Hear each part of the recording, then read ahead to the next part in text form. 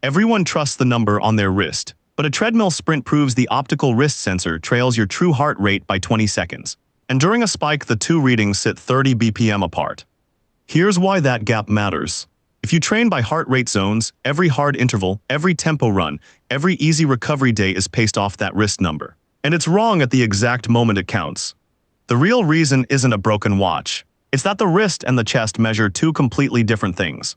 Trust the lagging number, and you overcook your easy days and undercook your hard ones. Start with the watch. Flip it over and you'll see green lights glowing against your skin. That's the whole trick. The watch shines green LEDs down into your wrist. A tiny light sensor sitting right beside them watches how much of that green light bounces back. Now blood absorbs green light. So every time your heart beats, a fresh pulse of blood surges through the vessels in your wrist. For that split second, more green light gets soaked up and less bounces back. The sensor sees the reflected light dim, then brighten, then dim again. One dip per heartbeat. Count the dips over time and you've got a heart rate. This method has a name. It reads your pulse from changes in blood volume using light. The technical term is PPG, optical light-based sensing. Here's the part that matters though. The watch never touches your actual heartbeat. It's not listening to your heart at all. It's watching a shadow. The ripple of blood arriving at your wrist a beat or two after your heart has already fired. It's a clever measurement, and for sitting still it works beautifully. But it's an indirect one. The wrist is guessing at your heart rate from the plumbing downstream, not reading the engine itself. Hold that thought, because everything that goes wrong later starts right here, with the fact that light on the wrist is a copy, not the original. Now flip to the chest strap. It works on a completely different principle, and that difference is the whole story. Your heart doesn't beat because of pressure or blood flow. It beats because of electricity. Before every single squeeze, a tiny electrical spark fires across the heart muscle and tells it to contract. That spark is the true, original signal of a heartbeat. It happens first before any blood moves anywhere. The chest strap has two damp electrode pads that sit against your skin, right over the chest. And they don't shine any lights. They don't measure blood at all. They simply pick up that electrical spark directly as it crosses the heart. This is the exact same principle a hospital uses when they tape wires to your chest and print out that jagged line of your heartbeat. That hospital reading is called an ECG. Your chest strap is a small, wearable ECG. So think about what that means. The chest strap isn't watching a shadow downstream. It's reading the heartbeat at its source, at the instant the heart decides to beat. With no blood flow to wait for and nothing to infer. There's no guessing and no copy. When your heart fires, the strap knows immediately. And that single fact, source versus shadow, is about to explain the entire 20-second lag. So why does the wrist trail by 20 seconds? Blame the noise.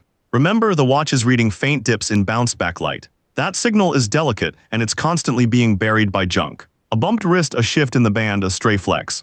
If the watch reported every raw wobble it saw, your heart rate would jump around like a broken speedometer. So the watch cheats to stay smooth.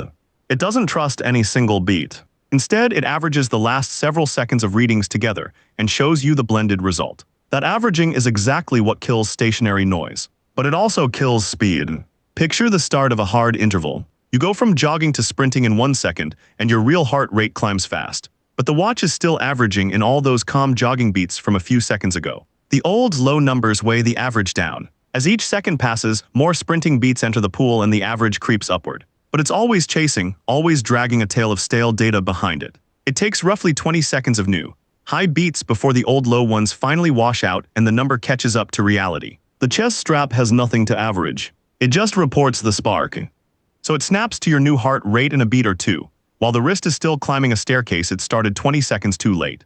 But lag is only half the problem. The wrist isn't just late. It's often plain wrong. And that's a separate failure. Go back to that delicate light signal. When you run, your wrist is in motion.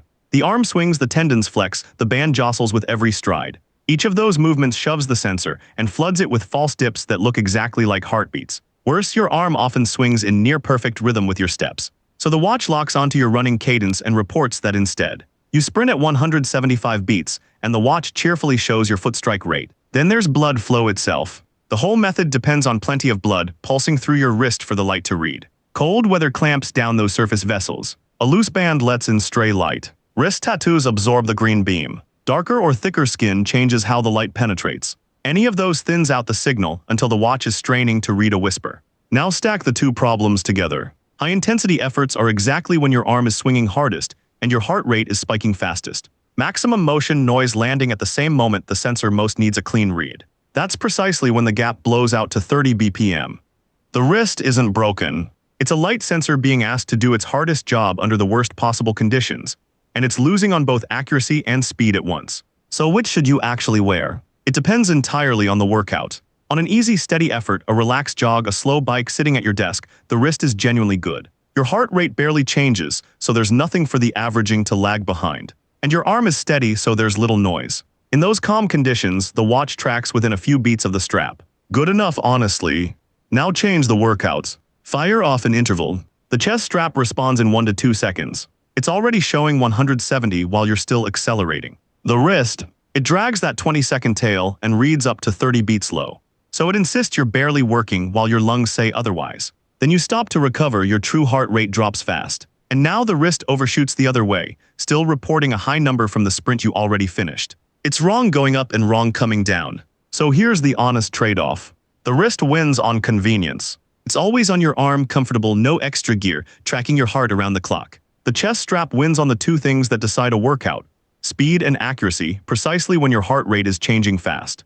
One is built for all-day living. The other is built for the moment your effort actually spikes. So the verdict clicks into place. It was never a broken watch. It was source versus shadow the entire time. The chest strap reads the electrical spark at the heart. The wrist reads a smooth, delayed copy of blood arriving downstream. That one difference explains the lag, the gap, and everything between them. So match the sensor to the job. If you train by heart rate zones, intervals, tempo work, anything with sharp changes, wear the chest strap. It's the only one fast enough and accurate enough to trust when your effort spikes. For all-day resting heart rate and gentle, steady cardio, the wrist is perfectly fine. Let it do that job. And if you're keeping the wrist for hard sessions anyway, stack the odds in its favor. Snug the band a notch above the wrist bone, warm up before you push, and never trust it for a short sprint. Because that lagging 30 BPM low number will misjudge exactly the workouts you care about most. The takeaway is simple: match the sensor to the job. The wrist watches a shadow. The strap reads the source.